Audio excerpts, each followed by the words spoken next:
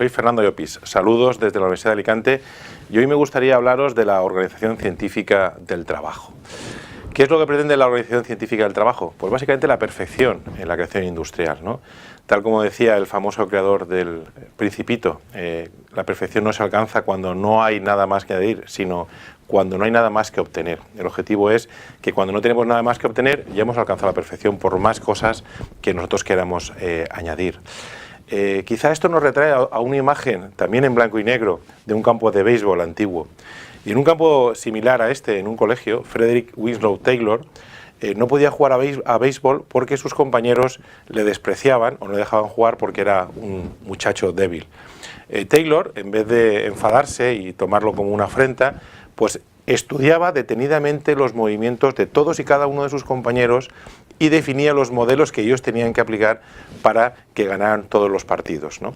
No sabemos si al final Taylor consiguió que sus compañeros ganaran muchísimos partidos de béisbol gracias a sus enseñanzas, pero sí que generó en él una ansia de perfeccionar los modelos de producción.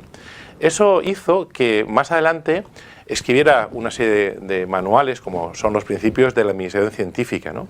Y se basó básicamente en los desperdicios. Era un fanático luchador contra los desperdicios, ¿no? Y él decía que muchas veces era fácil detectar el derroche que se producía en los materiales cuando no se habían utilizado en un proceso de producción y se tenían que desperdiciar. Pero él se centró muchísimo en el tema de los trabajadores, ¿no? Él decía que los movimientos torpes, ineficientes o mal dirigidos de los hombres no dejaban nada visible o tangible detrás de ellos, pero suponían un coste importante para la empresa.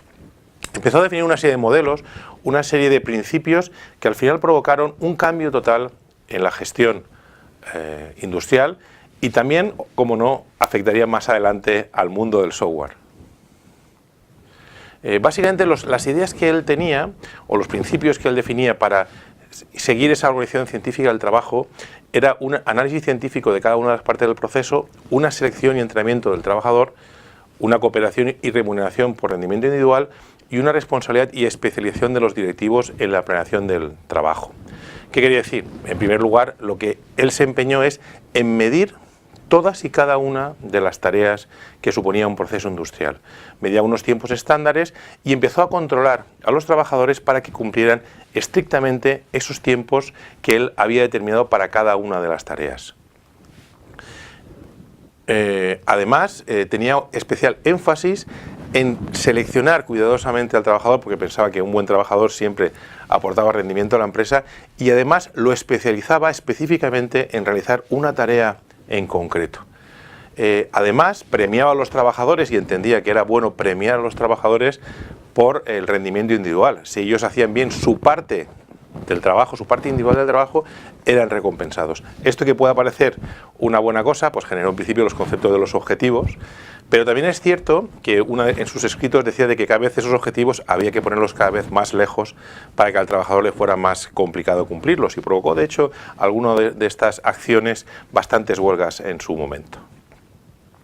Y además diferenció muchísimo los roles de los trabajadores, ¿no? Por una parte decía que estaban los directivos que tenían que planear totalmente el trabajo, tenían que decir cómo se tenía que hacer cada uno de los trabajadores y los trabajadores se limitaban única y exclusivamente a realizar esos trabajos que los directivos habían determinado.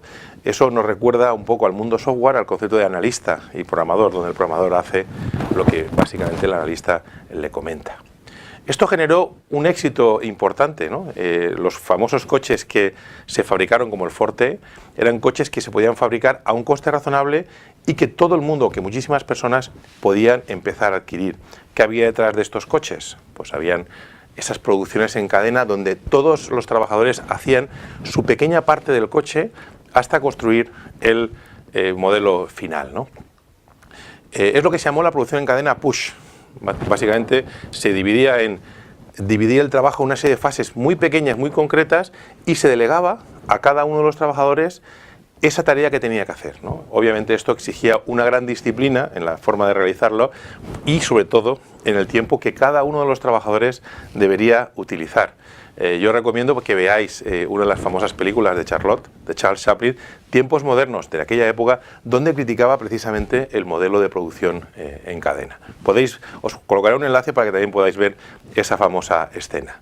Con lo cual, el modelo se llama push porque se basa en el empuje, ¿no? Cada vez que un operario realiza un trabajo sobre un producto, sobre una de las piezas, la empuja para que el siguiente trabajador realice su trabajo sobre la misma, y así sucesivamente hasta llegar al final de la cadena. Y como ya os he dicho, el mayor problema que tenía este sistema es que obligaba a ser muy estricto en el cumplimiento de los tiempos, ¿no? Porque si no, en algunos determinados momentos se podía desbordar la cadena de producción si alguno no era lo suficientemente rápido. Esta eficacia del modelo en la producción del Forte provocó que algunos, en este caso los japoneses, trataran de mejorarlo y adaptarlo. Pero esta historia ya forma parte de otra presentación. Nos vemos.